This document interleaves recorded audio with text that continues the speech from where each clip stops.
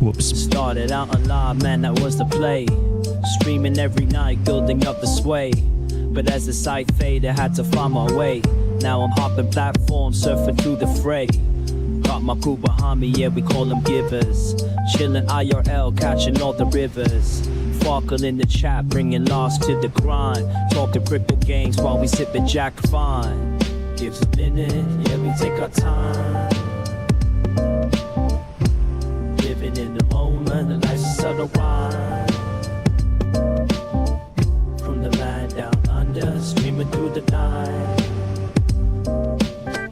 Got my heart. New Zealand vibes, surfing waves day to night. Always looking for the next thrill, that's where I ignite. Community so solid, always shining bright. Rolling deep and cruising for the height. From the struggle to the stream, it's all just a game. But with the giver found, we're making our name. Jack and crypto profits, life just gets sweeter. Every view and every stream, making life a keeper. Gives a minute, yeah, we take our time. Living in the moment, the life's a subtle rhyme. From the land down under, streaming through the night. Got my heart on my sleeve, everything feels right. So here's to the journey, no regrets in sight. Each laugh and each tear, it's a beautiful fight. Keep the wave rolling, let the good vibes flow. We're the givers, together in the show. What it do, everybody? Take our time.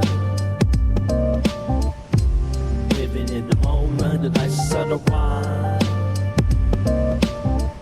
From the land down under, streaming through the night. Got my heart on my sleeve, everything feels right.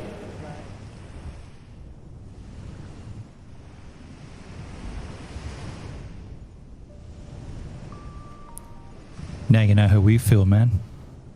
Flip the script, it's how we play a game. From start to the next time, chasing fame. With the gear behind me, changing scenes. So through the internet, living out the dream. Got my acoustic strum, curing and chill for our cracking jokes. Go spot the thrill. In the land of Kiwis, we ride the waves. Our road streams flow, no better days. Gives a minute, yeah, we take our time. Living in the moment, the life's a subtle rhyme.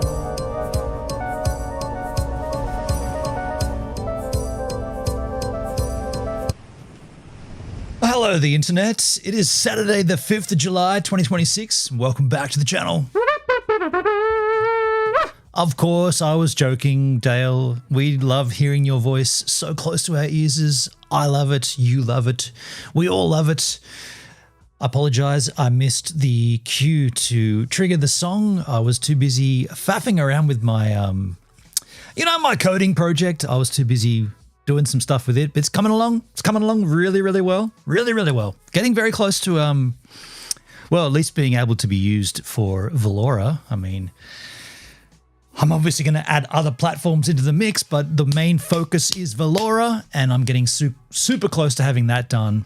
And then when it's done, we'll roll it out, and then I'll slowly mess it up more by adding other platforms to the mix. But today on the stream, what I want to do, I want to start planning the road trip. Now, I know yesterday I said last time when we did the Uluru trip, I had a big plan and I stuck to it and it was a bit of a bad decision and blah, blah, blah. And I said I want to go freestyle this time. That's all well and true, but I don't want to miss things.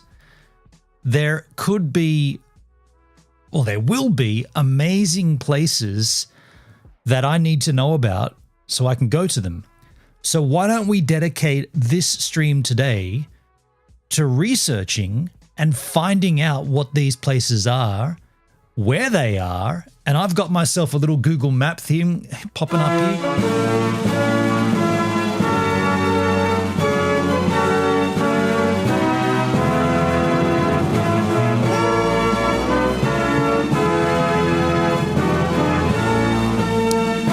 I did forget, it is the 4th of July.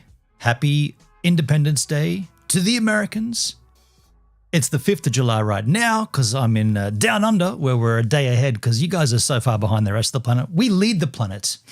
We look towards New Zealand as the first to get the new day, the new dawn, and the rest of you guys are all far behind us. We've already had it. It was a great day. It is a good day. Happy Independence Day to those Americans that perform. Perform? Yeah, that's right. You perform Independence Day. Yeah, that is a great time to bust that out. And I do wish that those alerts I wish that there could be alerts that go for longer so that we could play the entire national anthem. You know, it is a day of remembrance. Yeah, but there you go. Happy Independence Day for those Americans. And by the way, don't spoil it. I don't know where the USA is in terms of the World Cup. I don't know that. So don't spoil that for me. Let me get to that in my own time. I'm so far behind, but I'm only watching a game a day pretty much.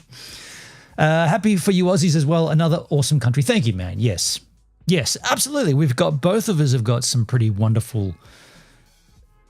Well, we've got an amazing country that I want to showcase to you guys like I did last time on the Uluru trip. This time I'm hoping to do it again, but I want to take the feedback from everybody else to tell me where to go so you can plot my course. We're going to get into it after the break, after I come back with a coffee, but here is the map of Australia just to get you salivating, I guess, or to get you thinking. So I live down here in, I guess, well, not right, I'm not going to pinpoint exactly, but on the south coast of New South Wales, around about here. And so the road trip is basically going to head north of here.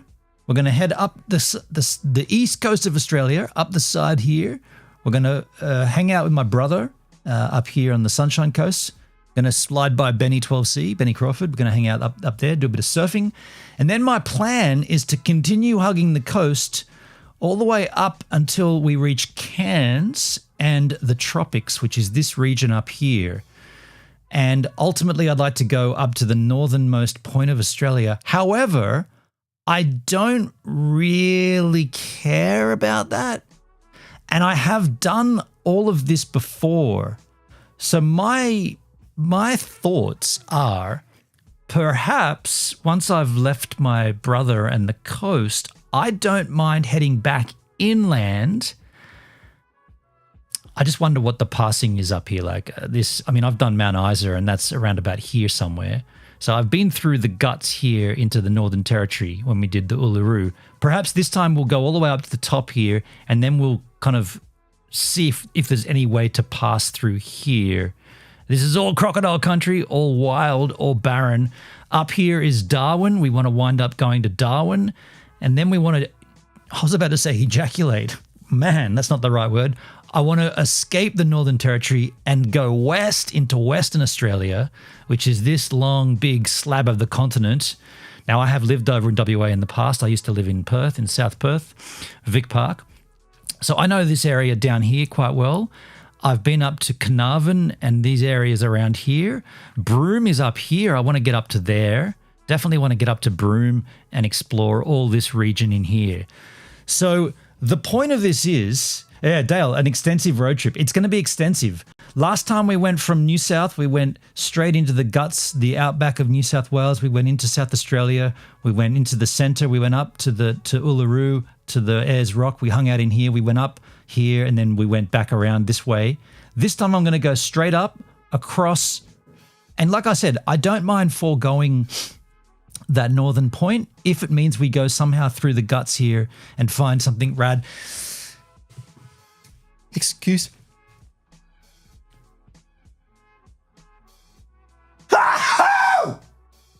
You know when you're that close to sneezing and you feel like it's gone?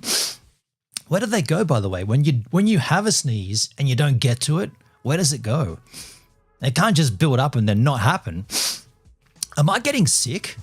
I might be getting sick. Hope not. I might take a multivitamin. But yeah, so on this stream, what I want to do is tap into the wealth of knowledge of you yahoos. I want to learn from you guys.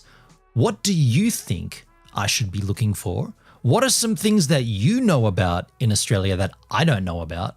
And when I say things, I'm typically referring to, epic waterholes, scenery, brilliant places like Kubapedi with the opals, places that I'm not allowed to miss, that I have to investigate and that you want to see on stream or on video. So that's what we're going to dedicate this stream today to. Yeah, I'm excited because, like I said, last time I had an extensive sort of I made a tour book, which is a throwback to the Tracer days. I plotted out my entire 8-week journey in terms of how far to the next camp place, facilities that are there, where's the nearest water, where's the nearest fuel stop, how many Ks to this, and I did it all. And I tell you, I'll be brutally honest, Marty didn't look at it once. I spent weeks on that tour book, and all of it was so that we could get Marty to Mount Isa in time to get a flight to come back to Sydney. And often Marty would say, where are we going today and what's happening today? And I'd be like, dude, it's all in that tour book, hey? Like, it's all in the PDF. I made it easy I made a PDF with the front page that you can click every day on. You can go straight to the day and find out where we are. And you can see that there's options. We can go to this place or we can go to that place. There's multiple options. And he just never looked at it. And now I'm not upset with that, but, well, I was at the time, but I'm not. But the point of it is, I'm not going to waste my time doing that again for just me.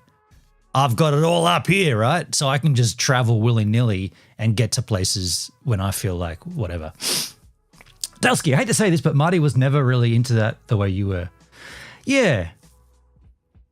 Yeah, I'd agree with that. He wasn't really, yeah. Which is an odd thing to say because he loves camping and he gets out there and he's always keen to go and explore stuff, and I don't really. It's kind of crazy, isn't it? Like that. I don't want to talk about it. I don't want to think about it. Anyway, Marty's doing his thing, I guess, and he told me he would contact me at some point. And he said, "I'm not gonna banish you. I'm gonna talk." And then it's been 2 years, right? Yeah, it wasn't last August. It was the August before. Maybe one day he'll come back and tell us his perspective. I mean, that would be welcoming. I would appreciate that. Yeah. I mean, there's no denying that we both acted completely inappropriately. Both of us were wrong. Like, both of us were wrong. But should that mean that he cut his trip in half and never speaks to me? Nah. You can have disagreements and then you can get past them. And I just don't get it. But anyway, I'm not like some madman. He's his own person and he'll do what he does. And okay, what you got a beautiful group of people you are. You are good. I wish I looked like you. Hey, how you doing, man? How you doing? Thanks for coming in, man. Thanks for swinging by. I also see something in my code. Got to get a screenshot of that. Interesting. Wow. Okay. Cool. I've got my own chat up on the side here, just keeping a little snizzle on the old chat there, just to see what it looks like. Okay. Cool. How you doing, Woz? And by the way, you don't often claim prizes to the stream, but there you go. Cue the Dale and Hendrix, two dudes who don't always handle things well. I mean, yeah, it is kind of similar to that, isn't it? You and Hendrik are both, let's be honest, bitching at each other back and forward constantly. The thing is, it doesn't stop though. Like, what annoys me? There's some similarities. There are some similarities. What annoys me is that it ended our friendship essentially. A disagreement ended our friendship, and a road trip, like a great road trip. Well, for Marty, it did. It just got going for me though, didn't it? Yeah, there was many times on the rest of that road trip when I was like, man, wish Marty was here to see this. Yeah. Anyway, we are about to set out on a new adventure in September. The rough plan is still for September, October. I may even stay longer. It may be shorter. I don't know. But the rough. Oh, by the way, I got a message back from what was her name again? The channel is Two Girls. No, the channel is Come Fly With Me. Where was it again? Yeah, this channel. I got a message back from her. What was her name? Kirsty? I can't recall her name. Yeah, she messaged me back and said, basically she said thank you. She said a couple of things. She said thank you for watching the content and thank you for reacting to it. That's great. She said, not interested in a collab. I do this kind of part-time. I'm not really interested in pursuing it that way. Continue to engage in the content though and have a great trip. So she politely declined. 2 girls, 1 plane. Yeah. So what we'll do is at some point we'll come back and we'll watch more of this content because I still think it's a pretty unique concept for a channel. And it would be pretty rad to have got up there because I pitched at her to go and do a flight together, like a live stream. But yeah, she declined. But anyway, that's okay. We tried. And so what I want to do, I want to take pause. I want to go and grab myself a coffee and a cookie. When I come back, I want you guys to put your thinking caps on because I need you guys to tell me where to go. If you've ever wanted to tell me where to go, now's the chance. You can tell me where to go. You can pick anywhere on this map. Ideally, in fact, okay, there are some rules, I suppose. We're going to rule out southern New South Wales because I live down here. We're going to rule out all of Victoria. We're definitely ruling out Tasmania. Tasmania can go and get fucked. I'm just kidding. I love Tasmania. That'll never change, but I'm not going down there this time. So that rules out Tassie. It rules out all of Victoria. It rules out the bottom half of New South. I'm going to suggest it rules out all of SA because I have lived there as well and we're just not going to tap into that this time.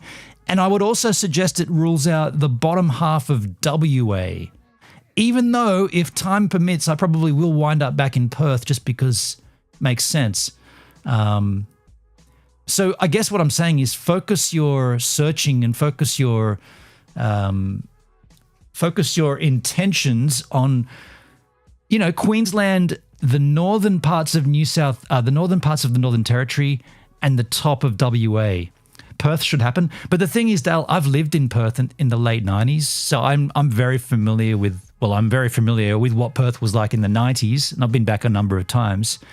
I want to really explore areas I've never been before, more so. But then again, Perth is the biggest city, and it would make sense to get back there, I guess. But yeah, show us your old stomping grounds. I mean, yeah, look, true. I just want to be clear because I need to see places that so I've got a 4-wheel drive. I can access these remote areas. I can be off grid for like 2 to 3 days at a time. Maybe longer. We don't know. Probably longer if we use the solar and all that stuff. Everything should be fine. So I don't want to have to.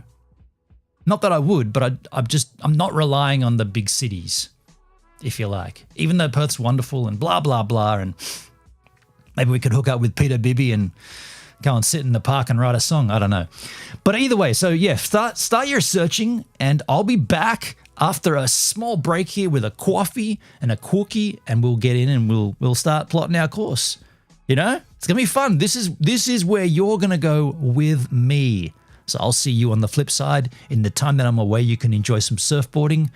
And if I'm not back in time, you'll see a blowfly doing aerobics on a piece of styrofoam.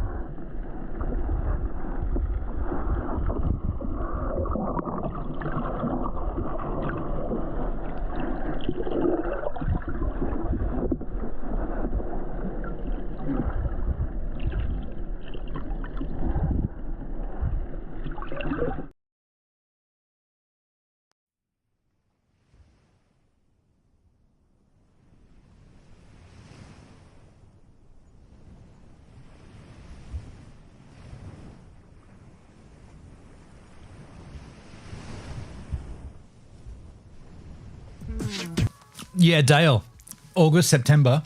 There is something to be said about that.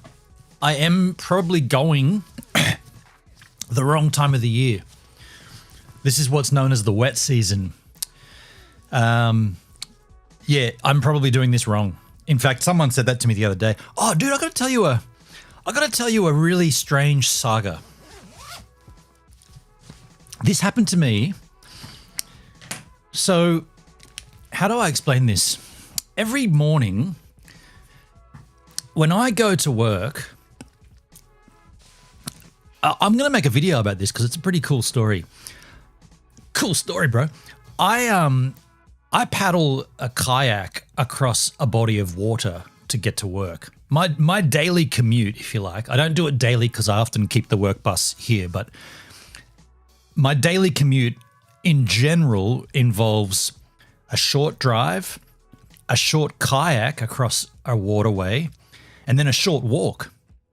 That's a daily commute. It's pretty rad. I've been doing it for 5 years now. I love it. The kayak part blows my mind. Anyway, this is part of the story. So where I pull up on the other side so where I go across, where I paddle across, it's kind of it's a public boat ramp, and there's often people camping in their vehicles, like freedom camping. You're not allowed to, there's signs up everywhere, but everybody does. There's at least 2 picnic tables in 2 very different locations in that area. One of them has a freshwater tap nearby. The other one doesn't. So I always choose the one that has the freshwater tap nearby because I want to rinse off the salt water from the kayak and whatever. I rinse my paddles off, clean myself. So, and I work ridiculous hours. Like sometimes I'm paddling across there at 3:30 in the morning. Sometimes I'm paddling across at 11 p.m. at night. So it's irregular. When I get around the corner walking from where I've tied or where I've chained my kayak up, I can visually see that picnic bench. And at 5:30, 6 o'clock in the morning, there's typically nobody there. There may be some trawlers, some fishing trawlers that are parked up, and they've parked up and taken their boat off and gone out fishing already. So there'll be a couple of cars and trailers parked. But other than that, it's pretty desolate. Sometimes I see freedom campers. On Monday last week, I look up and I see that there's a person there. I'm like, okay. They park right next to the picnic bench. So their vehicle, and it's a transit van, parked head in, like nose in,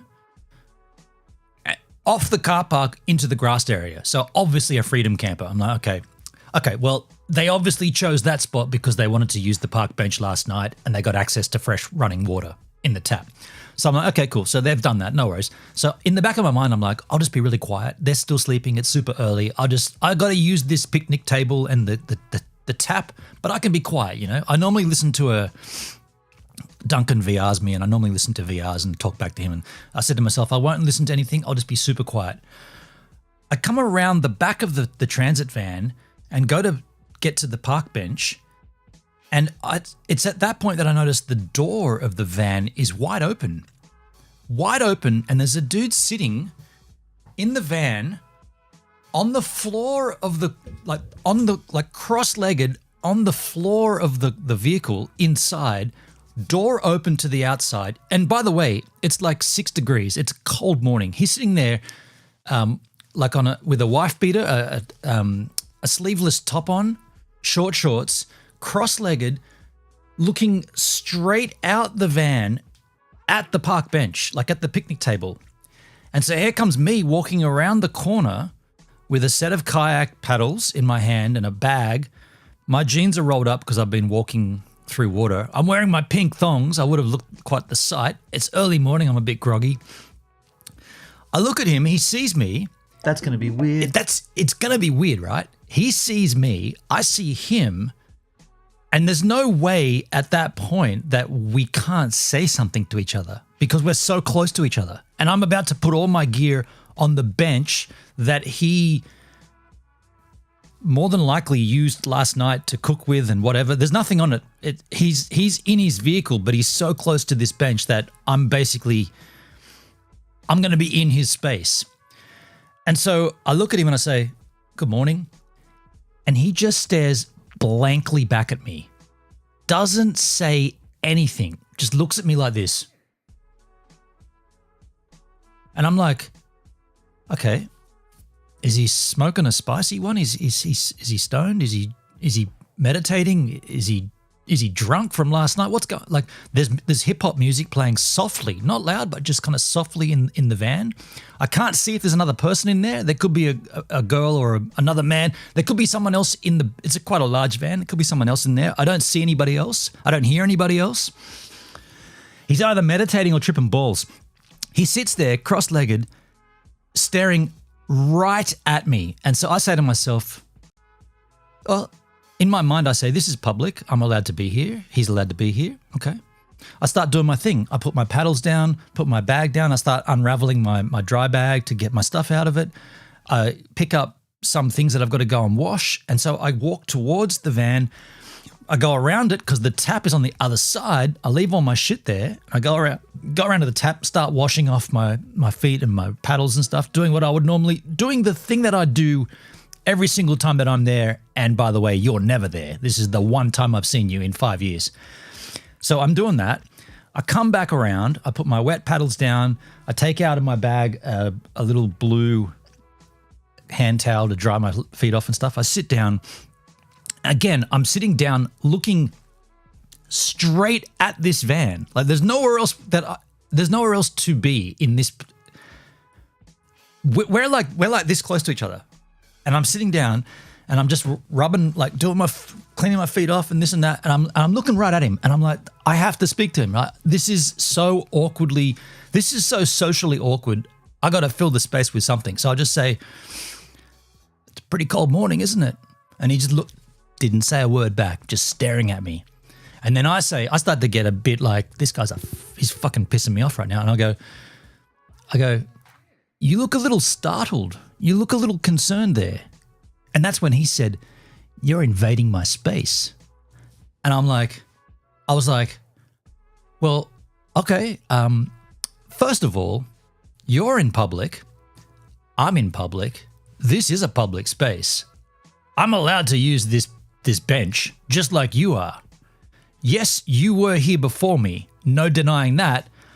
That's why I'm just putting my things on the bench, doing my thing, and I'll be out of here in 3 minutes. But right now, it's kind of awkward. We're both here. We're both allowed to be here.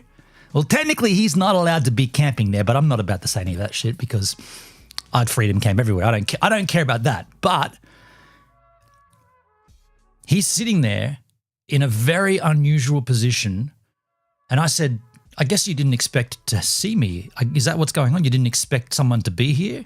And he said something to the effect of, I don't know, I don't care.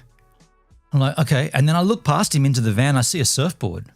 And I'm like, oh, you a surfer? And he's like, what? I'm like, are you a surfer? I see the surfboard. It's like leaning up against the side of the vehicle inside on its side. I'm like, are you going to go for some waves? He's like, I don't know. I'm like, okay. And I noticed that the license plates were Victorian. And I happened to say, I guess you're traveling, right? I see the plates. I guess you're traveling through. And he's like, I don't know. I'm like, dude. And I'm thinking to myself, this guy's a fucking idiot. Like, he's a fucking idiot. He's right there next to this bench. I'm obviously doing something.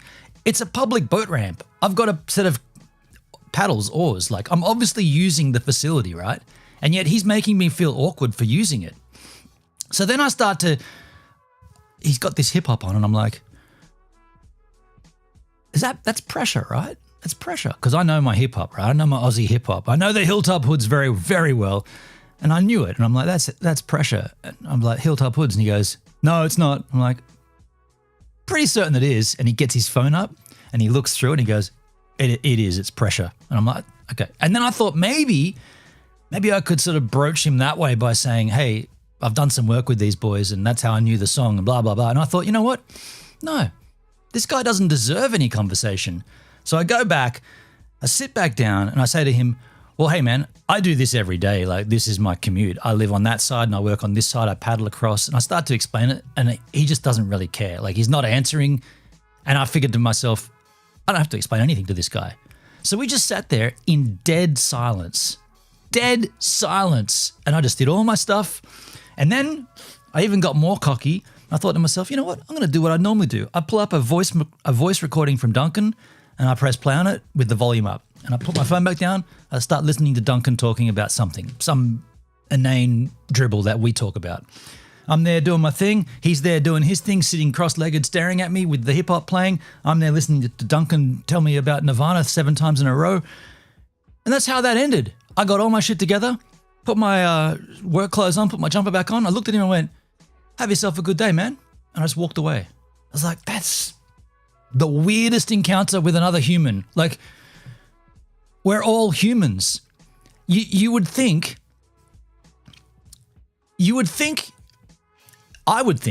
if I'm free camping, right, and I'm in a place that I know I'm not really meant to be, first of all, I wouldn't do it there. I'd always go somewhere more remote. If I'm going to be in a main town, I'll park up a few streets back where it just looks like someone's car's on the side of the road. But he parked up in a fucking public boat ramp next to a park bench with a water tap. So he was in blatancy. Now, if I was doing that and someone came over in the morning, like super early, I'd be like, well, at least I got away with this. I'd be kind of laughing. I'd be like, well, I managed to sleep here and no one caught me until you got here at 5:30, but it's already the next day, so cheers, no worries. I'd have a bit of a laugh at it. He was just super awkward about the whole thing.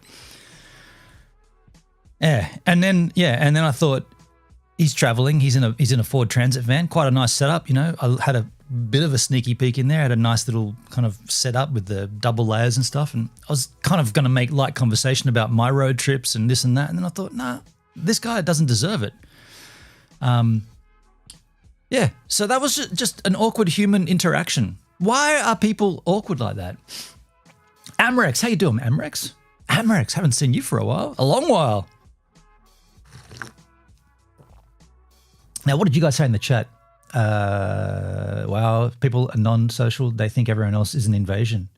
Yeah, when he said you're invading my space, I was so quick to say, you know, we're in public, right? Like, you did choose to park your van between the water faucet and the park bench, and he wasn't even in the car park. He'd gone past it and into the grassed area. Diffuse the situation. Yeah, well, I just wanted to get my shit done and get out of there like I do every morning, right? Be glad Benin could have been a lot worse. At least he didn't get violent. I mean, I'm not a violent person. However, if I need to be, I can defend myself violently. I'm not afraid to hit someone. I'm not afraid to do that. And it has happened. There has been instances of the past. I definitely don't go looking for it, but if it comes my way, I am not adverse to reacting to someone in a violent manner if it's deemed necessary. Some nutters get so angry they lose control. At 5:30 in the morning when he's sitting cross-legged listening to Hilltop Hoods? No.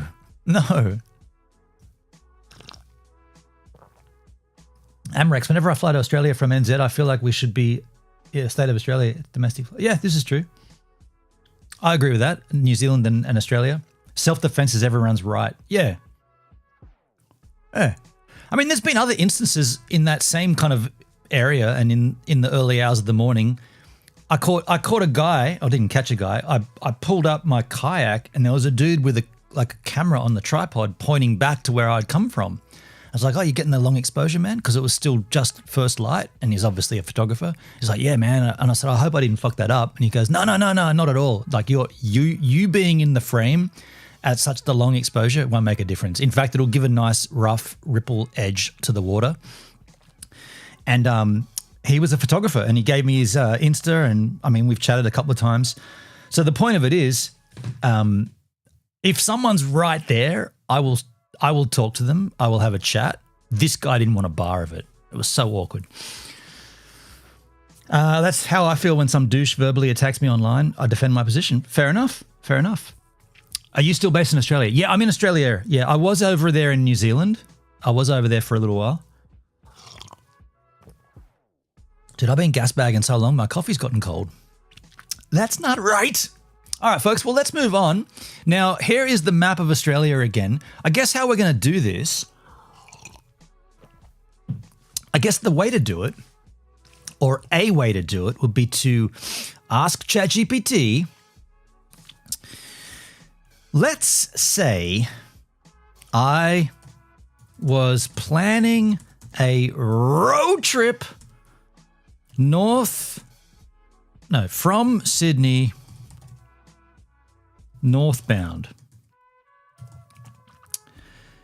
And let's also say I want to go to the northern tip of Australia and then Darwin and even further west to Broome, WA. What would you suggest the most, how would you phrase this most correctly? The most what would you suggest as places I simply cannot miss out on?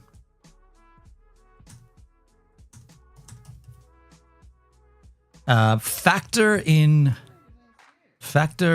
your response scenic places to camp in Govan with waterholes, gorgeous views, and Swedish backpackers. I'm putting that in to be funny. Oh, single Swedish backpackers. I'm putting that in to be silly, but we'll see what it says. Go. Most interesting route? Yeah, we'll see. Burley Heads was for surfing. He says, this is one of those proper saga road trips. Cut the shit, just tell me the stuff. The kind where your phone storage fills up with red dirt sunsets and you start measuring time in how many water holes ago was that? What a... God. Sydney, Cape York, Darwin, Broome, basically a spine of Australia's wildest landscapes.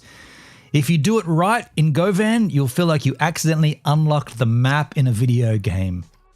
You got shipwrecks at Tangalooma. Hang on a second. We've already got a suggestion in the chat. Are these surf breaks? Tangalooma.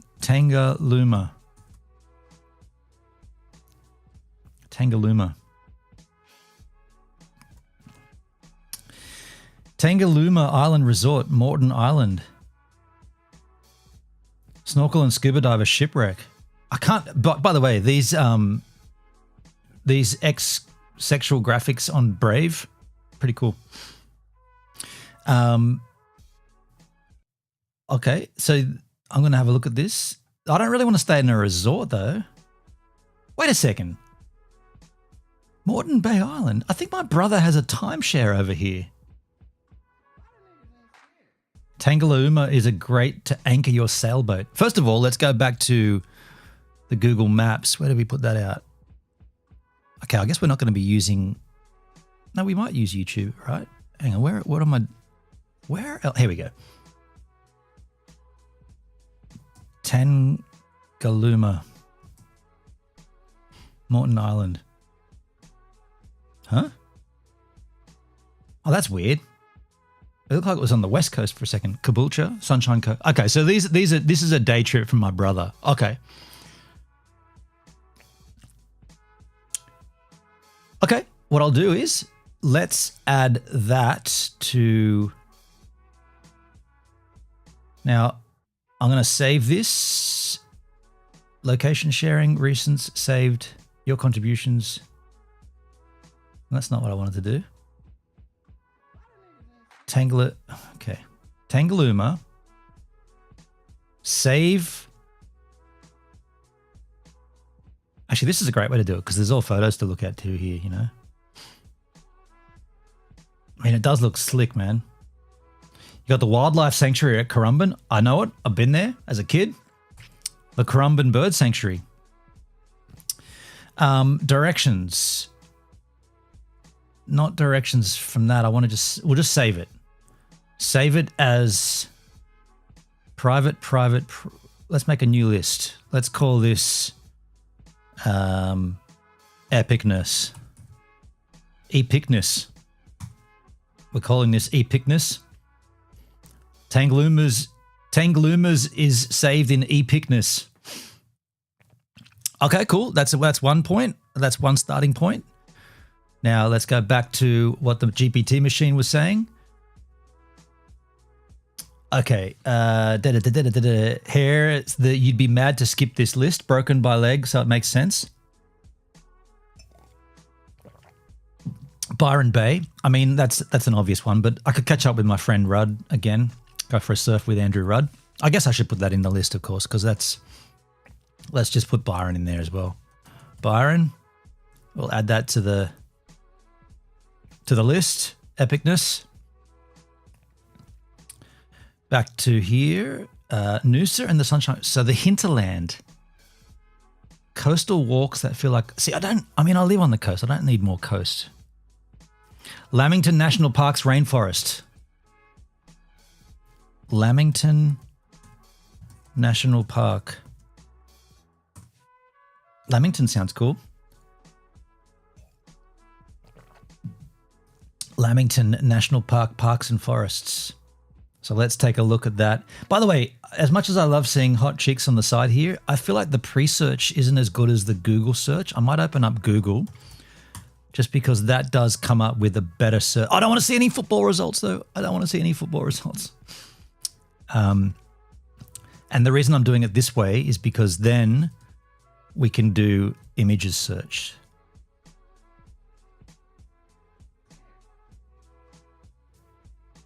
Lamington Forest. Let's do Google Images. Oh, yes, boy. Valora is glitching out. I'm here now. Is it glitching out on the Valoran skins? Not for was. Not for was. Not for me either.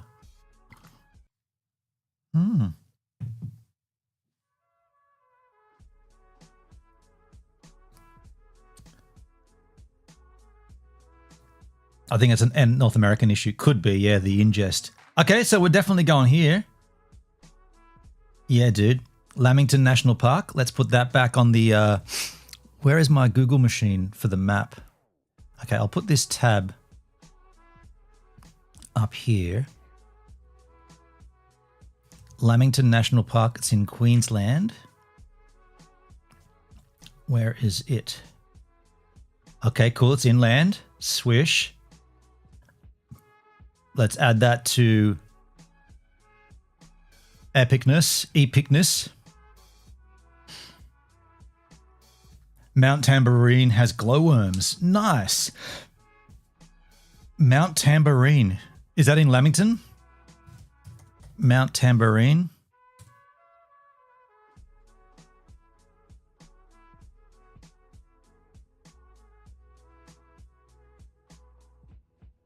Oh, it looks dense forest, doesn't it? Looks rad. Oh man, I'm gonna... Oh, it looks beautiful. Add it to the list. Save to the list to epicness. Okay, we're getting some things here. Fraser Island. Meh. Stunning views. You two fellow Oz boys will be good for this. I'm 100% clueless. You can just do some searching it too, though, Dale, if you find some cool stuff. Will you have the drone by then? Yes, was. I'm going to be buying the drone. It's just gone June. It's just gone July. I'll buy the drone early August. There's a sale at the moment. I'll buy the drone today. Really? There's a sale right now? Where at? At that DJI store? What was the... I did keep a screenshot. So when we looked at it before, I found it for 1868. 5% back in credit. Oh, you get store credit? That's not a sale. That means they want you to spend more money later on. No, I don't want to do that. I won't get sideswiped. I won't get sideswiped. Usually you get 1% back.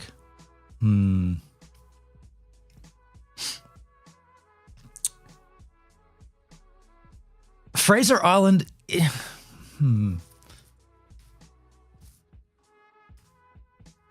I don't know. I'm going to use the 5% for ND filters. Dude, I bought ND filters for the drone that I'm giving you, and I never used them.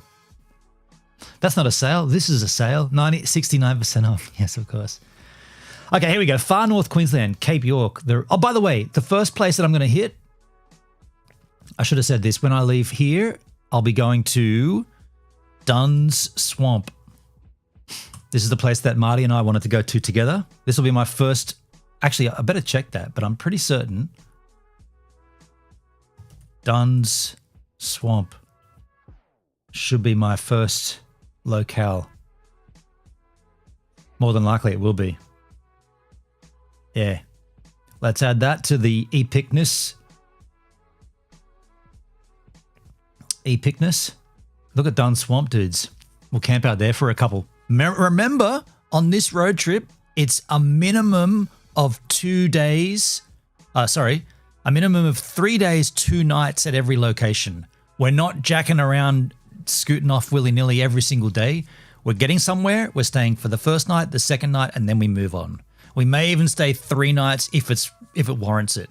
So I never use my ND filters. I don't even know where they are. I bought them and never ever used them.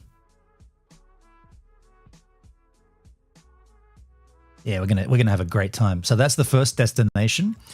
Far North Queensland, the Daintree. Of course, we're gonna go to the Daintree. Slow down and chillax. Embrace the locations. Exactly. I already knew about the Daintree. I've been up there. There's so many frogs and there's so much. And I got a friend who runs a resort up there as well. Oh, by the way, Dee's got a house up there too. Probably should hook up with. Oh, we got to put in here another stop that we'll make. Lemon Tree Passage Distilling. Got to go via Greenies, where we ended our last stream. You know what? Should I begin the stream there? Do you know what we'll do? We'll begin the whole trip at Lemon Tree Passage Distilling. That's how we ended the last one. That's exactly where I ended my last one. So that's exactly where I'll begin this one. Lemon Tree Passage Distilling. Yes, boy. That's the start of epicness. The Daintree rain. Look at the Daintree. Look at it, man. I mean, it's just incredible. Might even spot whales. Dude, we get heaps of whales here. They're boring. Nothing. I'm sorry. I'm not trying to be offensive, but I can see a whale out my window whenever I need to. Daintree rainforest. Let's add that to my. And by the way, these are all very generic places, but of course, we're going to use the internet machine to research where in the Daintree are places we cannot miss. So we got the Daintree, but we might stay there for 2 weeks, zigzagging around and finding all the cool shit.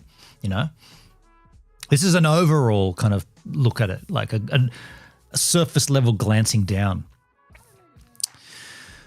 Cape York Peninsula, which is the top northern point. The final stretch is corrugated dirt chaos. Punsen Bay, Frangipani Beach camp spots.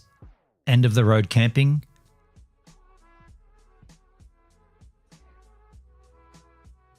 Dude, hell yeah. Cape York Peninsula. Let's have a look at Frangipani Beach. Sounds rad. Let's take a look at that. 69 total viewers on Beam. Yeah, nice. Capricorn Caves. Okay. Frangipani Beach.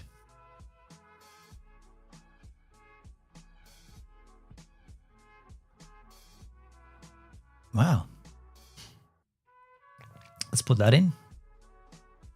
This looks lovely. Yeah, dude, that did look good. Is it in... Okay, it looks like it's jacked out to a different country here. Frangipani Beach. Let's just go Punsan Bay. Punsand Bay. Punsand Bay? Punsand. Punsand Bay. Ooh, looks kind of nice.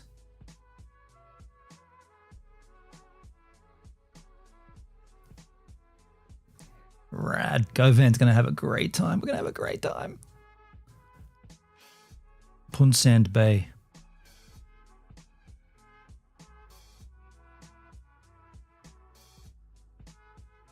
Where exactly is that? Oh, that's quite literally the top of the... Holy shit, dude. That's literally the top of Australia. Punsand Bay is like literally... Dude, that is it's the furthest north you can go, right? The previous place, yeah, it bumped out to, I mean, there's Frangipani Beach, right? There's probably thousands of those on the planet. Frangipani Beach. Punsand Bay. Airlie Beach is nice. I have spent time in Airlie. I know the place quite well.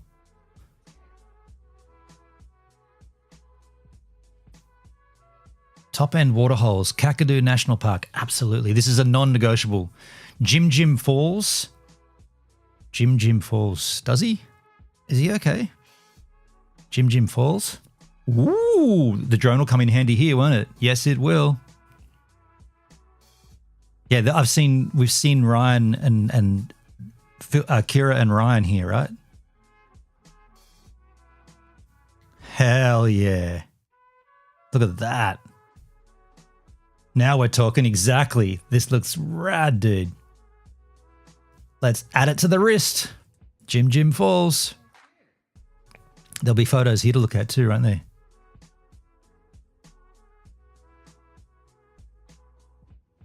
Epicness. It's literally epicness. Woo-wee. Yes. Add it to the epicness.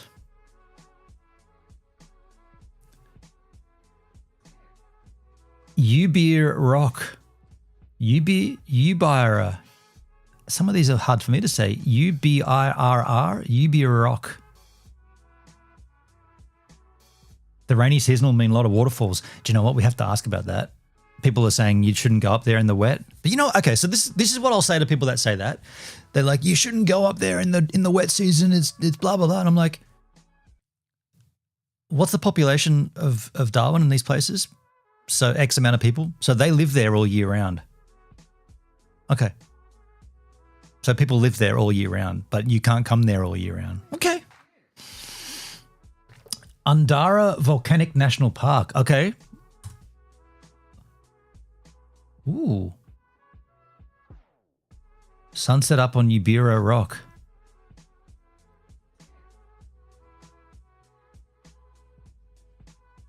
You know we're going to be live streaming from up there, right? You know that. You know we're going to live stream from up there. Ubira Rock.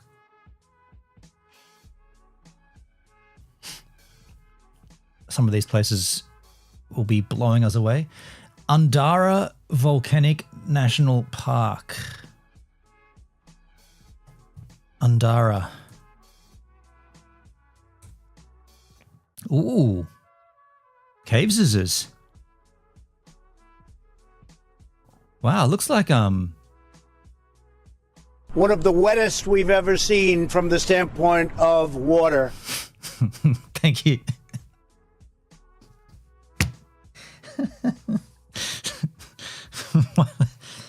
One of the wettest we've seen from the standpoint of water.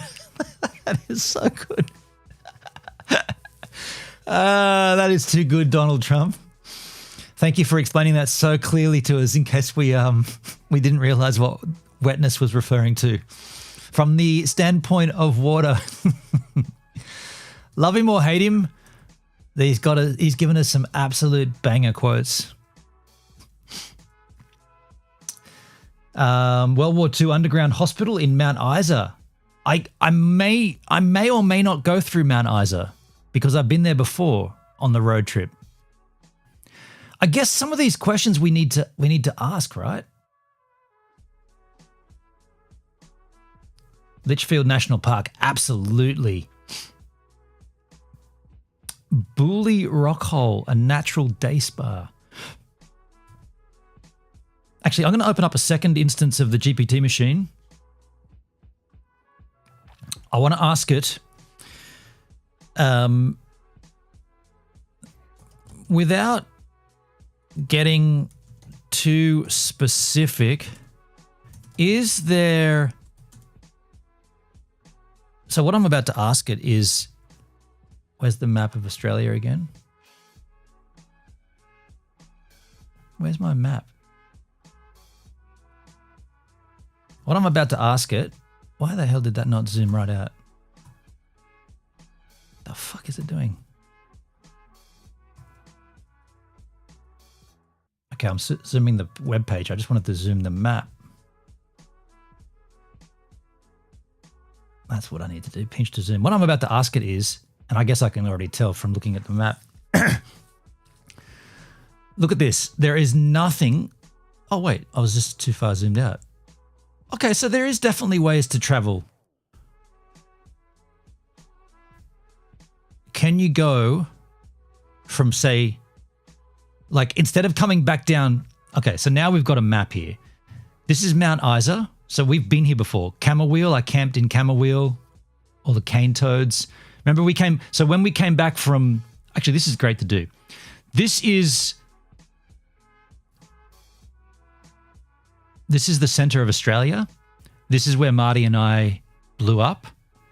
This is where Marty flew out from, Alice Springs. Then I went north from Alice up this road here, which is the Stewart Highway. And I wound up having a great camp at Davenport that night when we went up to that lookout on the top there. That was awesome. And then when I got up to Tennant Creek, I went right. This is the turning of the road to go back to the coast. And I traveled all the way down the Barclay Highway, down here through Camberwheel, wound up in Mount Isa, Cloncurry, Mount Catherine. No. That uranium mine. Kathleen mine Kathleen or something. And we wound up kind of sliding our way down into Queensland, and then we kind of cut down to Brizzy down here. So what I'm trying to find out on now is, once I've gone up this way and gone through up to the top, is there a way to come back down? I mean, it's pretty remote up here. Obviously, there's only one road through there, but is there a way to sort of, these back paths and zigzag our way down these back paths? A northern coastal road. It looks like we're going to be heading down this way, right? Down through Howard, Normanton, hugging and by the way, all insane croc country right here, right? Insane croc country. All this shit is just gnarly. And then we don't want to have, what I'm trying to do is, do I have to go back through Mount Isa, a place I know or a place I've been? I want to go other places. And some of these might just be little Aboriginal settlements, like this place, Gregory. Let's just have a look at it. Gregory is an outback town in the Shire of Burke. In the census of 2021, its population was 122 people. So these are extremely, but dude, look at it. Welcome to Gregory. Some of these places might be like Aboriginal townships. Camping by the river. Gregory Downs. I'm going through all these little shitholes. Absolutely. Yeah, man. Yeah, fuck going all the way down to... You better be sure to keep your jerry cans full and stocked on food and such. Yes, exactly. Yeah. And do I have to come all the way back down to Camberwheel, or can I hook across through these little shitholes? Don't forget we got a four-wheel drive. Doomagadji? Sounds awful. Doomagadji. Doomadgee. Doomadgee.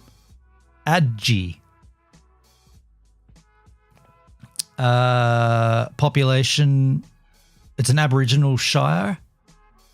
Some of these places you actually aren't even allowed to go into, to be completely frank. They're not for outsiders. Fuel stop only. Looks kind of nice though. The Burley Brewery. They have a beer called My Wife's Bitter.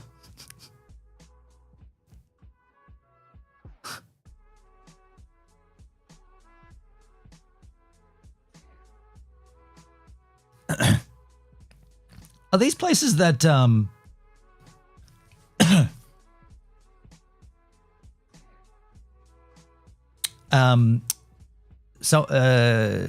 and Kira visited? They could be, huh?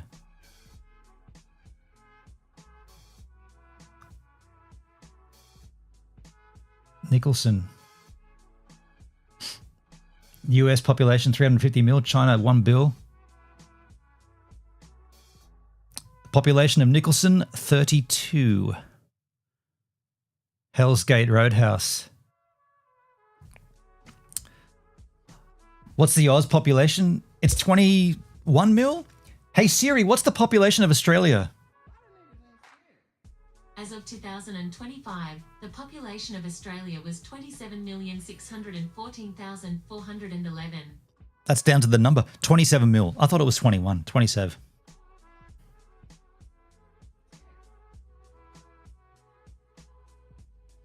I bet that business has been set for sale for like a decade.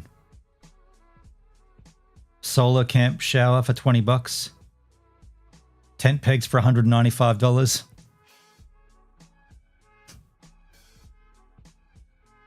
You need more people.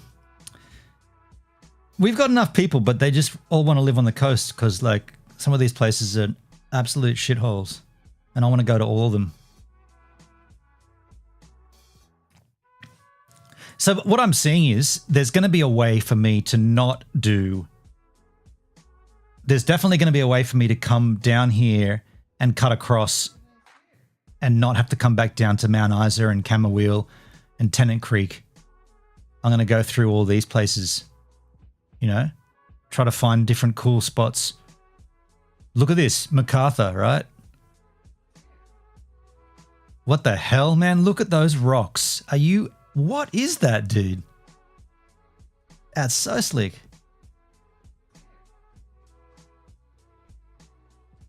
And this suits my traveling too because, okay, it's all mining. I drive really slow anyway, so all of these kind of old outback road towns, these little rinky-dink places, I drive slow anyway. I don't know, man. Off-road in rainy season? That's what I was going to ask it. Without getting too specific, is there a major concern when traveling the outback in wet season? This is a pretty major one. It's not the kind of thing you can just push through with grit and jerry can of optimism. The wet season in the Australian outback, especially across places such as the Northern Territory, the Kimberley, and far north Queensland, literally the three places that we've been talking about going to, fundamentally changes how the landscape behaves. The biggest concern is flooding and isolation. Rivers that are bone dry most of the year can turn into fast-moving torrents overnight. Roads don't just get a bit muddy, they get cut off completely, sometimes for days or weeks. You can end up physically stuck between flooded crossings with no safe way forward or back. In the outback distances, no way back part gets very serious. A few other real-world issues that come along for the ride. Road access is unpredictable. Washouts and hidden damage. Humidity and heat. It's not just hot, it's heavy, draining and relentless. Limited recovery. River crossings, a big trap. Deceptively calm water can be deadly current underneath. Insects and wildlife. Mosquitoes in particular explode after. Now, don't forget, this is ChatGPT. It's not as gnarly as ChatGPT is going to say, right? That said, people do travel in the wet season, but usually locals or people who are very prepared overlanders who plan around closures rather than against them. If you want, I can break down what is still doable and amazing in wet season versus what becomes basically off limits. Let me just ask, first of all, when exactly is the wet season?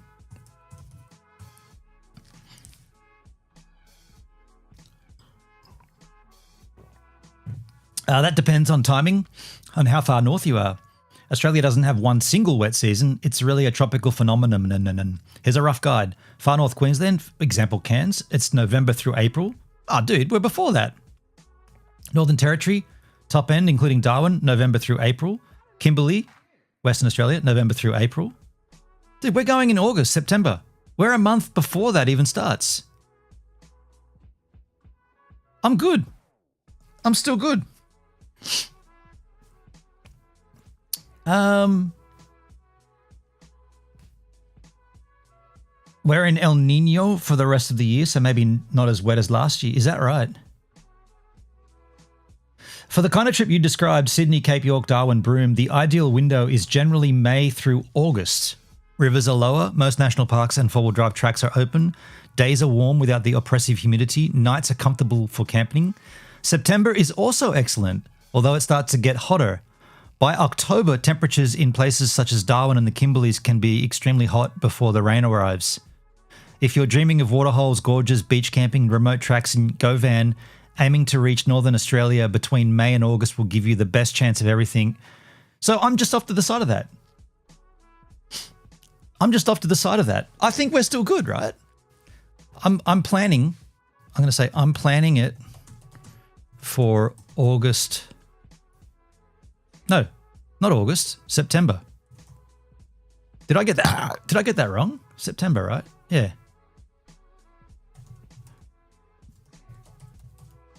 I'm going to say, but maybe it will be longer depending on the places I find. So I said I'm planning it for September/October, but maybe it will be longer depending on the places I find. But by late October, I will be in WA, I assume WA headed south. Say from Broome southbound. Let's see what it says for that. I actually think that's a pretty sensible plan, especially given the route you're describing. By the time you're heading north from Sydney, you'll be arriving in the tropics towards the end of the dry season, which has a few advantages. Cape York in September is one of the most popular months. Is it? Most tracks and river crossings are still open, but the huge crowds of July school holidays have eased. In Darwin and the top end, September is generally excellent. October becomes hotter and more humid as the build-up begins, but it's still very travelable.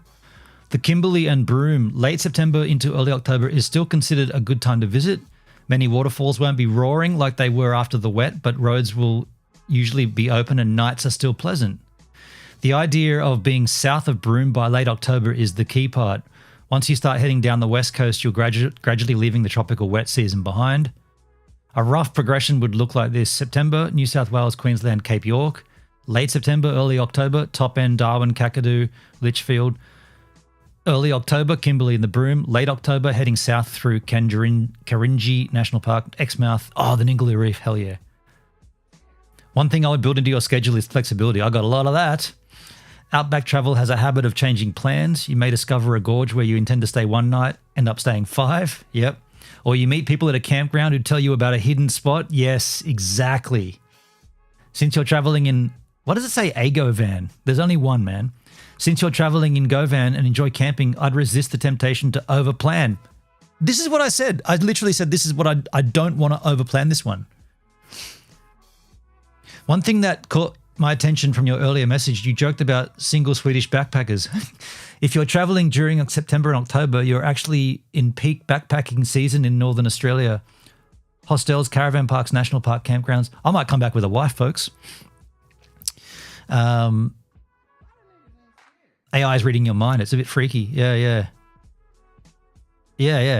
So what I'm seeing from that is that we are pretty good to do our trip from that. Like, yeah, I don't think we have a problem with the timing. I think we're good. You could have route options in the stream picks A or B. Exactly that's exactly what what I really want to do on this stream or on this trip is that you guys know where I am. And let's say I find myself, and I definitely want to be up here in these really remote rainforest areas. Let's say I find myself in this place, Dixie. I'm in Dixie, population of 43. And I'm there and I found myself an epic rainforest and I'm camping and there's frogs everywhere. I'm having a great time. You guys go, hey, Gives, just south of Dixie or even west of Dixie, there's an epic place called Pormpurara.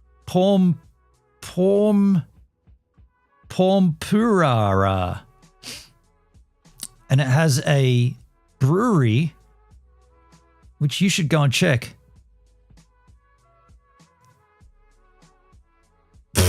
Look at this lame photo.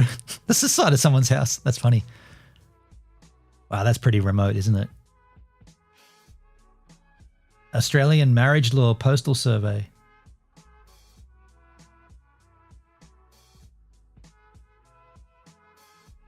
My point is, I'm super flexible. This place looks like a shithole though. All the photos are just like some random's houses. Look at that.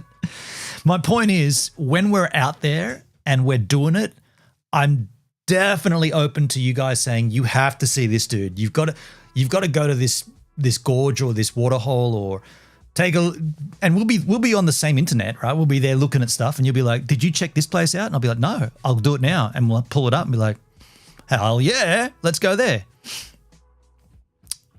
We have a history of picking up strangers. Did that in NZ. Did we pick up a hitchhiker in NZ?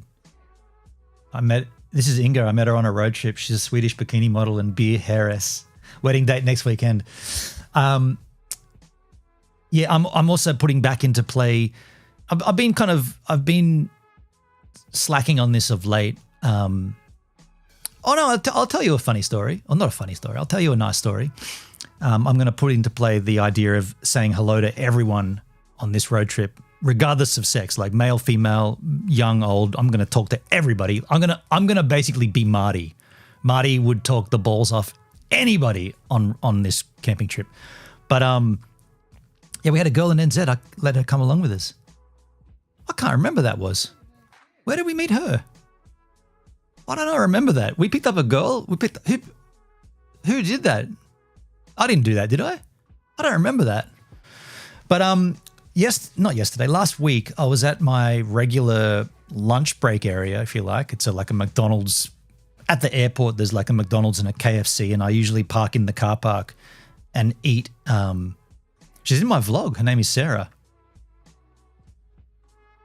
Dude, I genuinely cannot remember that. She came in our vehicle? In the Moke Lake part. Did we meet her at Moke Lake? Why can't I remember that, man? Huh. That's weird. I usually can remember every woman. But Marty yapping. Yeah. So anyway, there's this woman, right? So I pull up to do my thing at lunch and whatever, and I always go into the Macca's to use the bathroom. I don't need any of that rubbish ever, but I use their bathroom always. And I go in there, and this woman got out of a vehicle, and she was getting her dog. She had a dog that she was pulling out to sort of, I guess she was going for a walk or something. It's kind of weird. It's not the place you'd go to take your dog for a walk, but that's what she was doing. She was taking a dog out of the vehicle, and the dog jumped down onto the street or the car park area, and she quickly put the chain on the dog, like put the leash on, and then she picked it up, and by then I was kind of like almost in front of her, and she looked up at me, and I looked at her, and she gave me such a nice smile, like a beautiful, and this was like a pretty attractive woman. Like she's probably my age. I'd say maybe a little bit younger than me. Like maybe she might have been late 40s, like 48, maybe 47. And she just smiled at me. And I was like, I smiled back at her and walked past her. I went into the bathroom, shook my head and said, dude, go and talk to her. why did you just smile back? Go and talk to her. So I went, did my thing, walked back out. She wasn't there. I'm like, fuck, of course not. So I went back to my van where I parked, and I was scouring the area because, like I said, it's not really a place where you'd go walking. It's kind of like, it's literally the edge of the airport. There's nothing, I mean, there's a long strip of a road that you could walk up and down, and that's what she was doing. She was walking her dog along this side of the road. So I got out and I went over to her, and I just approached her and I said, hello. And she kind of got a little bit standoffish. And I said, no. I just want to say that before, when I walked past you when you were getting the dog out of the car, she goes, yeah. I said, you gave me the loveliest smile. And she went, ah. I said, you made my morning. I hope you have a nice day. And she looked at me and smiled again. And then basically I just said, that's all I wanted to say. Have a nice day. And that was like a little, I don't know, like, I went through a phase where I was stopping, well, not stopping people, but saying hello to everybody. And then I went into another phase where I was like, fuck all that. I'm just going to go back to how I was before. And now I feel like if someone hands it to you on a plate, like, it's up to you to, what's the saying? You miss 100% of the shots you don't take. That's kind of how I'm looking at it. Now, that conversation didn't go anywhere further than just that, but that's all you need to spark up something. Like, if, let's say she had responded with, yeah, I just smiled at you because, I don't know, you're a funny looking dude. I would have been like, here's my number. But it didn't get to that point. Make friends with doggo, then you're in, just eat it. Oh yeah, dogs are an easy, yeah, for sure. I've heard that strategy before where you approach the dog before the woman. I mean, that's not what I was doing. That's not. It was also kind of weird that she had a dog there, and she was parked in the handicap spot, which maybe why she smiled at me. Maybe she's not supposed to be parked there, but she's like, this guy caught me. I mean, she wasn't disabled, right? She didn't, and there was no one else with her, and I didn't see you got to have like a disabled sticker on the vehicle to park in those spots. I didn't notice that. But anyway, that's a little side story that nothing else came of except for a little bit of a confidence boost. Because I will say this, I'll be honest. Post my last relationship, my confidence has gone down. I'm not going to deny that. The confidence got zapped out of, sapped out of me, sucked out of me. The confidence, the way that ended has definitely given me a pause. Two things have happened. I've gotten older. I don't think I'm not as attractive as I once was. And yeah, I started to question myself a lot. And I'm going to have to get out of that. I'm going to have to do a 180 from that and start being like, yeah. This is not a counseling session, is it? But I'm just saying, like, it's some people, fuck people, right? People can, how do you, fuck, man. I just don't know. Like, people, you don't get, no one can, how can someone take that from someone else? Like, anyway, fuck. Let's move on. Let's go back to Bewley Rockhole. Bewley Rockhole. We were looking at, oh, here it is. Yeah, rad. Litchfield National Park, of course. This has got to be on the list, right? Bennett, confidence is a tricky thing. Too much arrogance or shyness is no bueno. Balance. I used to be very confident. Yeah. And you know what? If you think about it, or if I think hard on it, I know what it is. The reason I used to be way more confident is because I genuinely didn't give a fuck. Like, I would talk to a cute girl. I would talk to a heinous girl. I'd talk to anybody because I just didn't care what happened.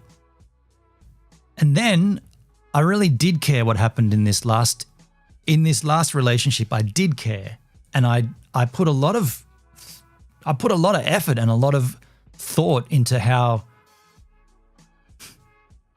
I put a lot into that, and then to get treated as badly as I did, it's like, well, hang on a second. If I put a lot into it and it ended up as horrible as it did, am I just not good at it? Like, is that what it's telling me? Like, I'm not good at that.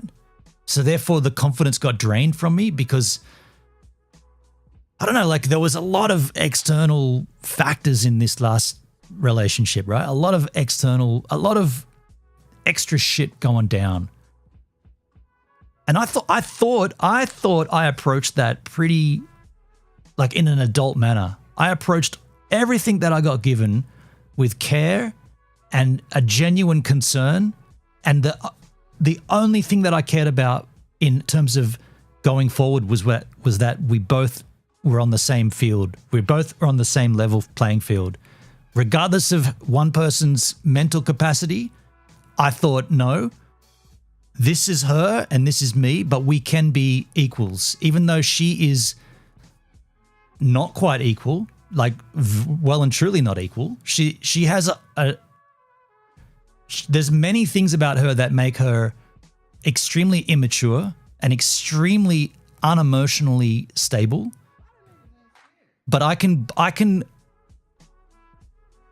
level that by learning about that and adapting myself into that. And then for her to treat me as badly as she did and then to accuse me on the way out, that's drained my confidence, because that's all that shit was new. And I was like, no, I got to take this on. I got to learn from this. I got to adapt to this, and I got to grow with her into this. And then she turned around and said, I manipulated her. I took advantage of her. I was a narcissist. All this stuff is like, wow, that's how that came across. That's what you took from that. And all I was doing was trying to learn from you and blend in with you. And you come out and accuse me of that shit. That's what I'm saying. That's why my confidence got completely cut off underneath me. I was like, fuck, dude. I spent most of this year telling someone all that. And the end result is, no, you did the right thing. She is not an emotionally available person because of her mental state. And those things will never, ever equate until she becomes mentally stable. And that's why I said we're not equal. We're not equal. She is mentally retarded in the sense, and I'm not saying that derogatory, I am saying that in the sense that normal's here and she's below it. And she needs a whole lot of care to get her back to normal. And then you got to go above that to grow and to be someone that you can offer yourself to someone else. Yeah. She was a unique case. Absolutely, dude. Yeah, most women are not like that. Take each as they come. Yeah. It's kind of it's funny to think that I was willing to go through all of that for something that wasn't even really promised. There was no guarantee of anything. I was willing to put myself down on her level and embrace her uniqueness. For what? For what gain? Nothing. No gain. I got a great life. I go surfing. I live on the coast. I'm going to sacrifice that to go and spend all my time caring for someone like, what's the gain there? No gain. Nothing. Crazy. The things you do for love, right? The things that you do when you think that you're in love, like, it's just, looking back now, I'm like, you were really going to do that? You were going to give up this? What were you thinking? Like, I get called arrogant from people who have mental disabilities, so consider the source. Do you know what, man? After spending enough time with her, I'll tell you my take on ADHD, the spectrum, autism. My take on it is, it gives the person that's got the thing a blank slate to act like a fucking cunt to everybody whenever they want and get away with it. That's my take on the spectrum. That gives people an excuse to act horribly to people and then say, I'm on the spectrum, it's all good. Fuck you, you take it. You take it, and no matter how you take it, you're going to take it wrong because I've got autism. That's my take on it. Anything that you can do to someone someone with that mental capacity has what's the word, carte blanche? They have an open they've been given a get out of jail free card in the form of autism. They can say, I can treat you as fucked as I want, and if you don't like it, I've got autism, so fuck, you're in the wrong. I agree. I refuse to tolerate that crap no matter what their issues is. Yeah, just because you're mentally challenged doesn't mean you can be a cunt to people and then continue living your life. There are consequences to your actions, and you cannot get away. You still have to function in society, and you still have to function as a human being amongst other human beings. You can't run around like an absolute mental fuckwit and then expect everybody else to bend over and accommodate you, especially someone who is explaining to you that this is all 100% new to them and they're learning as they go. You can't be a cunt to them. But she was. So what were we talking about that for? I'll tell you why. It's because my confidence level has been drained because someone that didn't deserve that confidence took that from me. And this woman smiling at me at the car park in McDonald's, she did smile at me, and I was like, I'm going to go back and talk to her because I do have that confidence. It's coming back, and I'm going to get it slowly, and I'm going to grab it, and I'm going to keep moving with it. And then sometime later, we're going to go and check out Bewley Rockhole. Bewley? B-U-L-E-Y, Bewley. Here we go. Oh, did I put that in my did I tap that in here? Bewley Rockhole? I don't think I put it in the save to the epicness. That looks cool too. Look at the colors on that. Dude, that looks rad.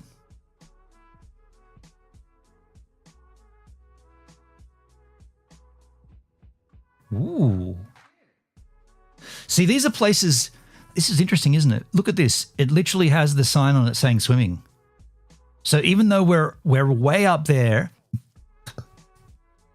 we're way up there in the tropics, like completely in Kakadu, like Crocodile Central, but there are places where you can go swimming without any problems for crocodiles. That's pretty handy to know. What was the next one? Wait. Oh, here we go. Florence Falls. Florence Falls. Postcard tier swimming. You know what, though? Just hitting that. It's what is it now? September. It's July. I feel like I'm now able to talk about that and not get like emotionally. I don't go down the emotional avenue. I go down the this is what happened and this is how fucked it is path instead. Before, and maybe it'll be different if I had a few beers and we were out at a sunset and I started thinking about that. But right now, in my sober waking hours, I know I can talk about it because I've talked about it so extensively with my counselor, which, by the way, had my last session this week. We're done. She said, you're done. We're done. We don't need this anymore. But you can always contact me if you think of anything else that you might want to discuss. So our sessions are over and we've come out the other side, and I know that I can talk about this in more of a reflective way and have zero, like think back to the around Christmas time, which, by the way, what a fucking lousy time to dump someone at Christmas, like at Christmas time. What a heartless bitch. Christmas time. You're supposed to be there with family. You're supposed to be engaging with new family. You're supposed to be buying each other presents and having a great celebration. And she's such a heartless cunt. She dumped me at Christmas. But you think about how I was during that time, a complete wreck, an absolute mess, an embarrassment, to be completely frank. Now it's way past then, and I feel like I'm in a better space, much better. I think they have the statue of the largest croc. Oh wow, Florence Falls. How many waterfalls are we going to see up on this trip, dudes? Heaps of them. This looks wonderful. Florence Falls. Litchfield National Park. Even just that name gives me joy.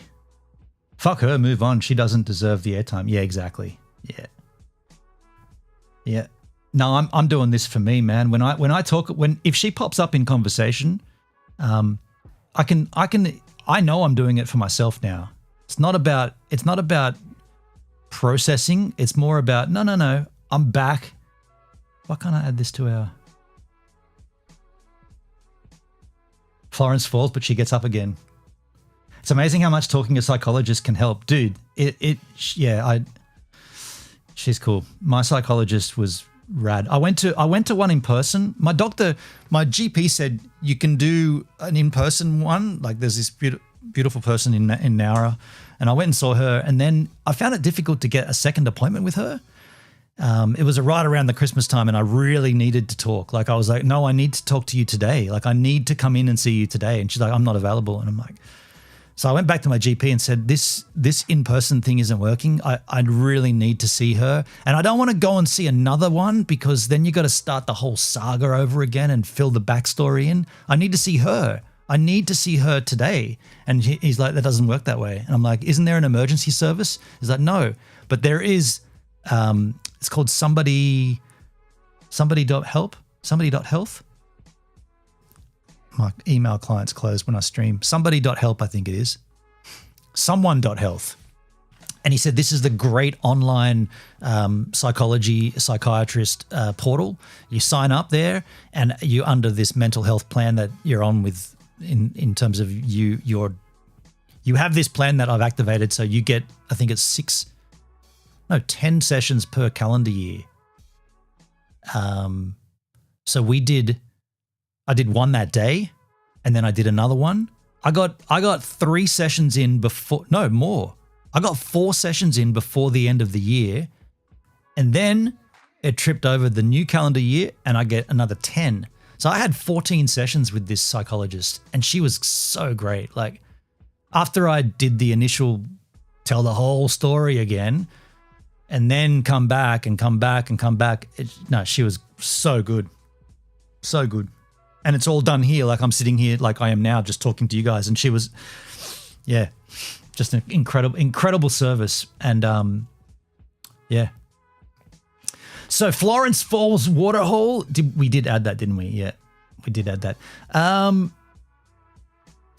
Okay, so that's that.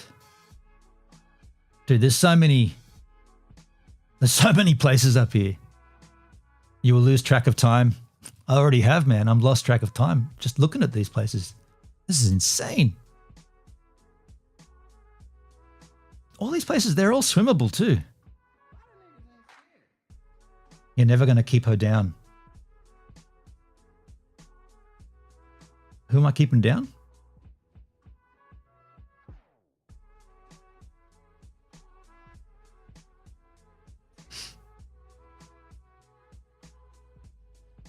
Fuck, this is going to be insane, dude. Wangi Falls. Wangi? Tub thumping. All these places. This is... Oh, wow, dude, this is insane. So, the way that I see this trip taking place... I feel like from Sydney, we're going to start at Lemon Tree Passage. Most of this stuff here, like in terms of catching up with my brother and Benny and the H-Man, I might even go and see Duncan and Tope again and Andrew Rudd. This will all be kind of like, I don't know, just whatever. But once we start getting out amongst all this shit and up here, and I feel like this is going to be insane, man. We're going to have the greatest time. Yeah. Kununurra, the Gib River, woman, I need a woman, Sturt Creek, Halls Creek, Ord River, and then Broome, dude, Broome, wow, never been there, but wanted to go for so long.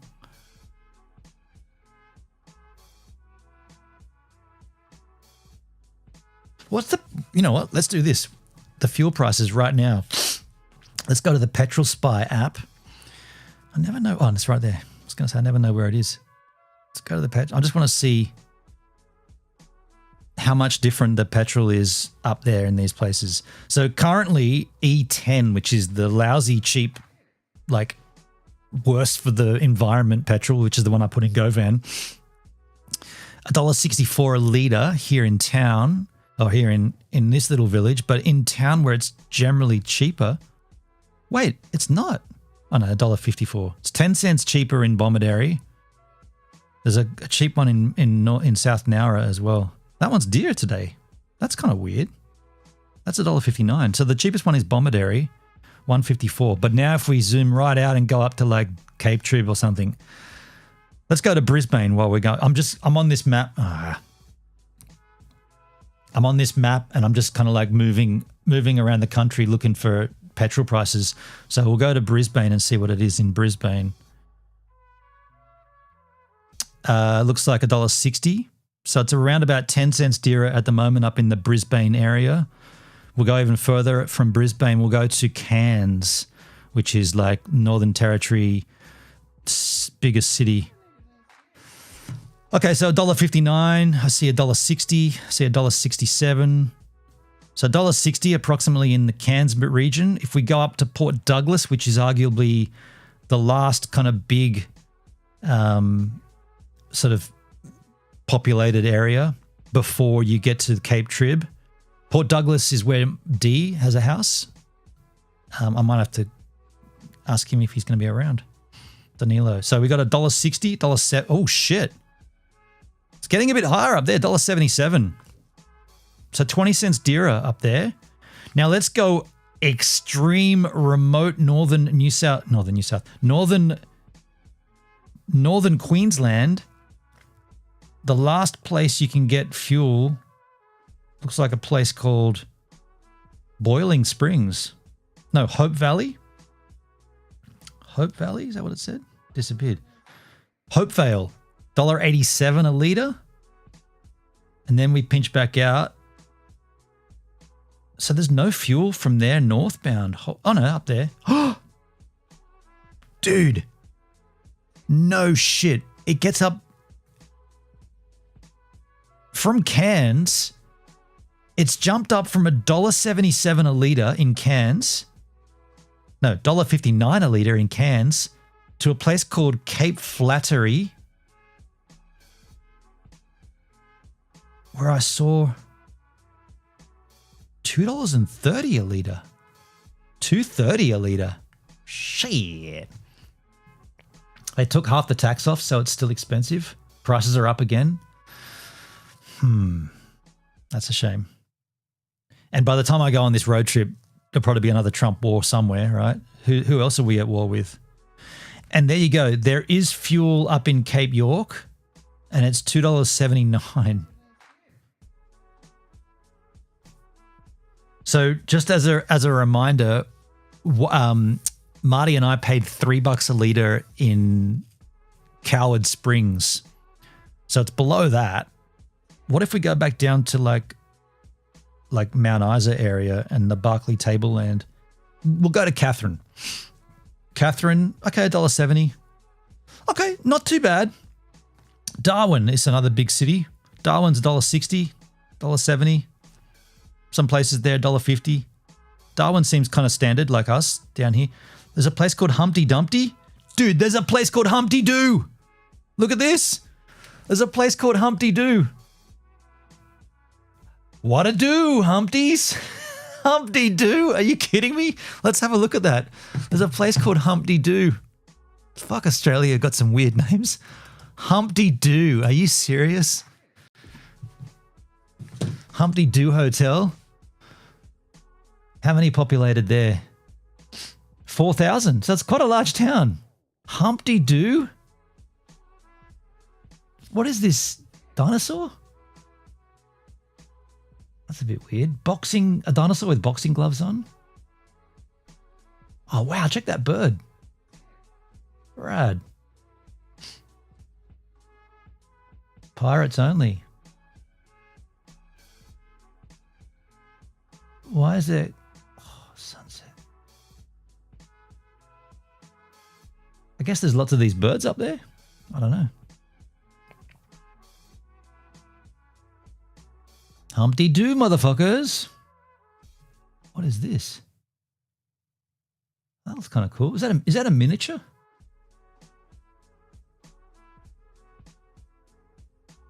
Huh. I love, you know what I love, man? Just looking at a map like this and just seeing shit. What is McMinnis Lagoon? McMinn's Lagoon. Because we can go to all these places. And go there we will. There'll be frogs there at night, man. Hell yeah. Big tree frogs.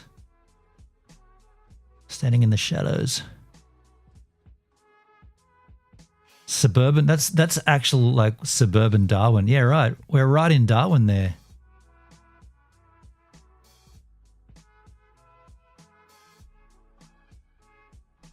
Darwin, man, it's a city I've never been to. I'm looking forward to going to a new city. It's my own country and I've never been to Darwin. You know? It's a wide land, folks. It's a big country.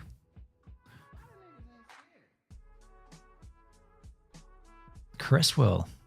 That's kind of strange. Not much there.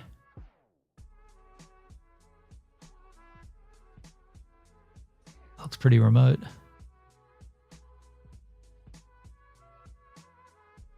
Yes, it definitely does. Could plank all over that road. I'm not doing that project ever again. I don't think anyway. Lake Woods Conservation Covenant. Huh? It's a national park.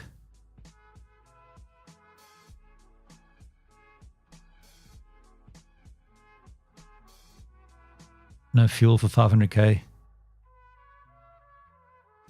Any fuel? Oh, whoa. Wow. A semi-trailer full of vehicles got burnt out. Dang. Oof, yeah. How's all these rad spots, though, that we're going to see on this trip? Like, we are going to just be... I mean, I know I'm just zooming in and out willy-nilly, but that's the joy of it. Like, we'll be able to just pick up places and... I'm pumped for this, man. I'm getting super psyched.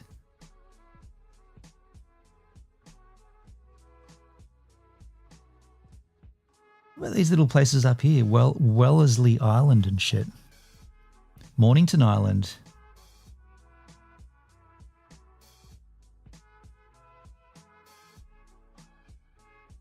Lots of these places are Aboriginal settlements that off limits to the white guys, to us, to me. But I mean, this is just, what's unique about this is, you know this kind of, if you look at a map of Australia, you all know this part, but I've never been there. You know, like I know this part down here, Sydney. I know this part very, very well. This coastal trip, I drive this coastal strip every day. I drive this bit all the time. I know that extremely well. I know this extremely well up here. And we're going to go out and see all this cool shit. Springshore. Look at even this, man. Like, look at this. My partner's been doing some work on French Island. French Island. Where is French Island? It's in Victoria. Oh, that's out of limits. French Island. Hurdy-gurdy bite. Oh, I know where that is. Down in front of Phillip Island. Yeah, right. Okay. Well, that's off limits for my road trip, but I appreciate that. Burketown. Burketown stands out for some reason. Ooh, what is this? What is that? Is that a geyser? Is that a geyser? Hot water geyser? That's definitely water coming out of it. That's kind of weird. Hot air ballooning.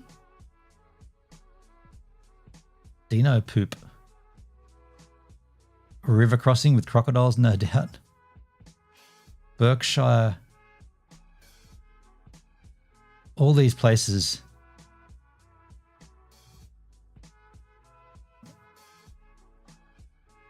The Tavern Beer Garden.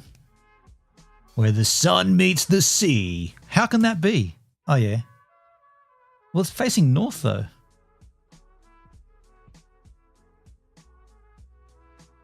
Lawn Hill. Whoa. Look at this. Holy dooly, man. Doesn't that look rad? Yes, sir. What? I'm stoked I'm getting a drone too that I'm going to use. This looks great.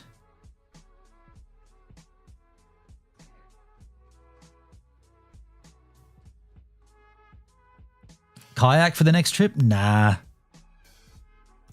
So taking a kayak on this road trip would be, I don't know, like,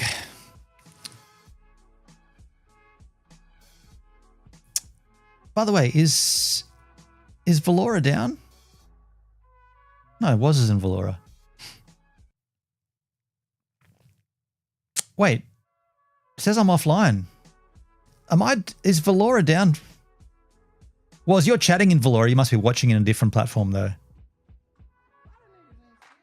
I'll turn it on and off again. I think Valora just went down. Can get foldable kayaks. Yeah, I've seen them. Am I offline on Valora? Don't know why that would be. Yeah, I think I'm offline. I don't like that.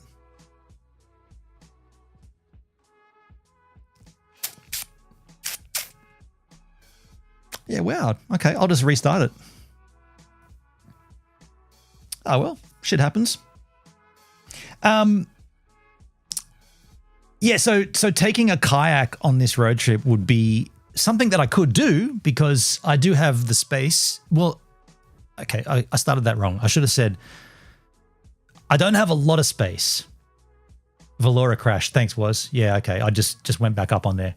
Yeah, I said that the wrong way around. I meant to say space is like I have space, but the things that I'm going to use that space for are not going to be things like a kayak.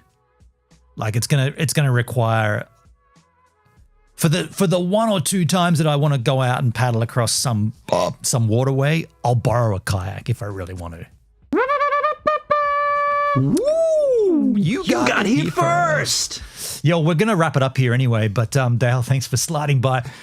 I mean, I just looked up and saw that Valora was not functioning. Now it's back up and running. Twice in one stream. Yeah, right on.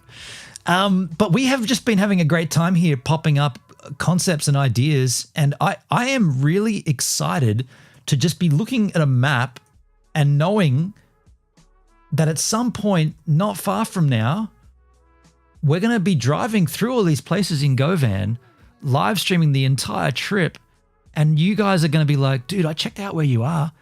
A little ways down from where you are, there's an epic waterhole with a cave and a system of bridges and shit. It's going to be so fun, right? Good to see you excited, dude. I'm frothing right now. It's getting there. It's getting there. Pigeonhole. I'm just picking plots out on a map and seeing what's there. Timber Creek.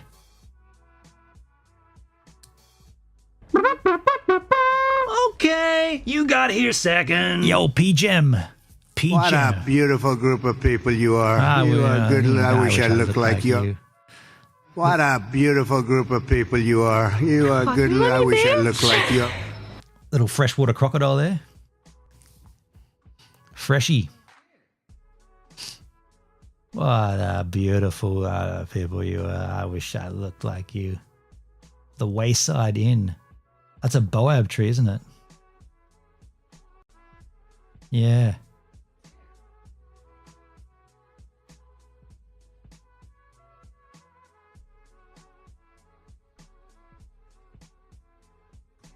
Oh. Yeah, we're going to have a great time. And it's all good to go. Like GoVan. And now that I've got that streaming backpack and everything's kind of Lake Argyle. Hell yeah, dude. Lake Argyle. I forgot about this. I've seen these pictures. Well, this is where Kira and Ryan went through. Dude, looks rad. Yeah, man. Yeah, it's going to be interesting, isn't it?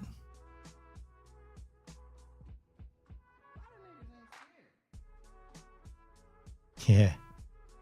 So sick. What a beautiful other people. I wish I looked like you. Lake Argyle.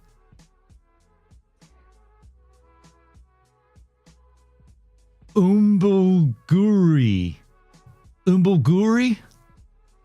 Umbulguri. Umbulguri.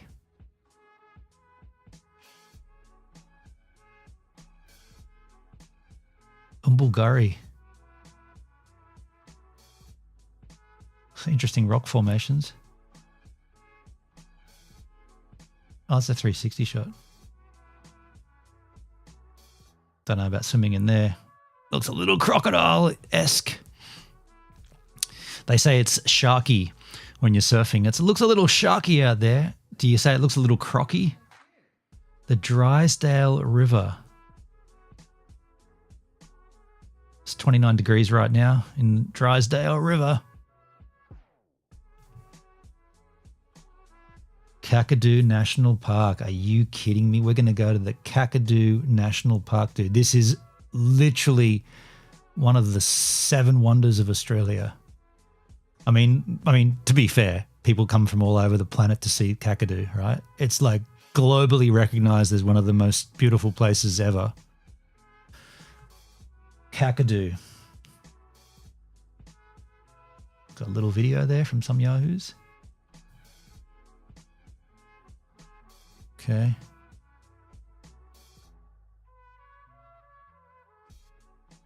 There's your big guy. Shit. You don't want him in there.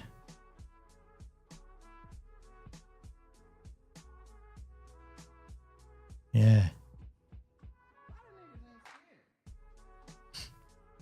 Kakadu, mate. Aboriginal art. Sunset. Oh, and by the way, I am... Oh, wow, that looks cool. I am not going to... Remember we did that stream where I was talking about buying the DJI Osmo for shooting video in my cell phone? I'm not going to do that because I'm going to use the GoPros. I'm going to shoot all of my daily content on a GoPro. The Mission 1 Pro, which should be here tomorrow. Why would I not? It's a perfect vlogging camera. I got my own microphones for it, so the audio will be always good. I've already got the jaws, the clamp to put it in, to hold it and properly. Yeah, I'm going to use the GoPro. I think so anyway. GoPro and drone. Oh, I'm getting tired. I'm going to say ta-ta. I feel like we should wrap it up here. If you come up with ideas, though, send them my way because... Well, you know, this is as much for you yahoos as it is for me. Doesn't that look rad though?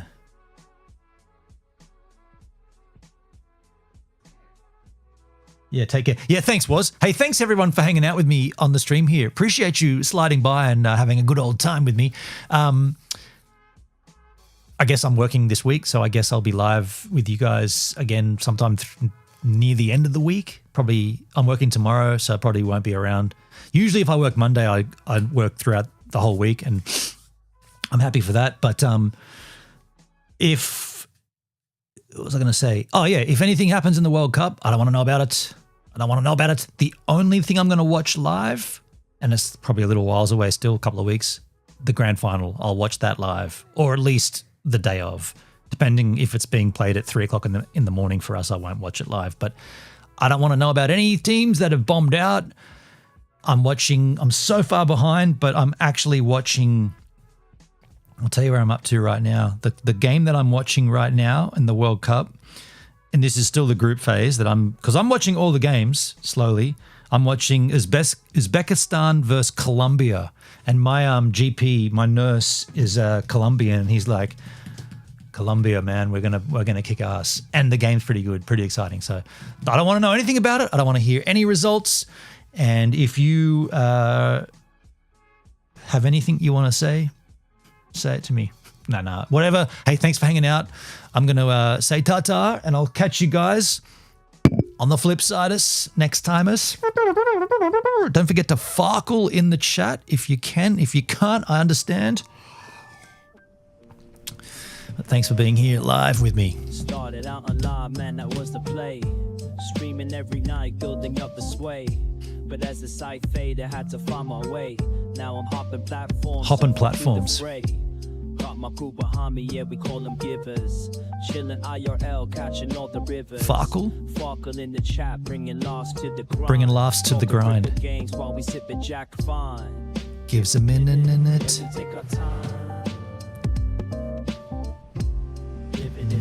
Living in the moment. Absolutity. See ya.